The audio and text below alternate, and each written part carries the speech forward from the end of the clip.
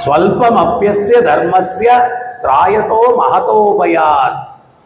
ఎవరికైనా జీవితంలో అతి భయంకరమైన సిచ్యుయేషన్ ఏంటి అంటే మృత్యు. దాని నుంచి కూడా మనల్ని కాపాడేది ఏంటి అంటే ఆ ముక్తి ప్రదాత అయిన ముకుందుని పాదపద్మాలకు చేసుకున్న స్వల్ప ధర్మమే. మన బ్యాంక్ బ్యాలెన్స్లు కాపాడవు, ఆస్తులు కాపాడవు, అంతస్తులు కాపాడవు, ఏమీ ఉపయోగం లేదు. అలెగ్జాండర్ అంతటి వాడు చివరిగా అనారోగ్యానికి గురయ్యాడు. మంత్రిని పిలిచాడు. మంత్రి, నీకేం కావాలంటే అది ఇస్తాను, నాకు 1 సంవత్సరం రోజులు ఆయుష్ పెంచవయ్యా అన్నాడు. ఏమంటే నేను తిరిగి వెళ్ళిపోయి నా అనుభవాలన్నీ నా తల్లితో చెప్పుకోవాలా? ఆయుష్ పెంచడం కుదరదండి అన్నాడు. అటైతే 1 6 నెలలన్నా పెంచవయ్యా అన్నాడు. అది కూడా కుదరదండి. 1 నెల రోజులన్నా పెంచండి, అది కూడా కుదరదండి అన్నాడు.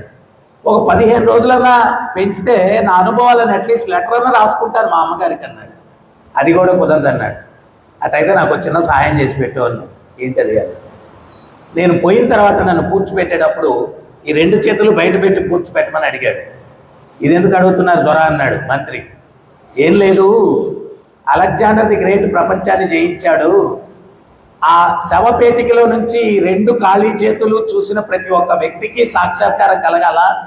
అలెగ్జాండర్ ది గ్రేట్ ప్రపంచాన్ని జయించిన వెళ్ళేటప్పుడు చిల్లిగవ్వ కూడా తనతో తీసుకెళ్ళలేదు అనే విషయం అందరికీ తెలియాలి.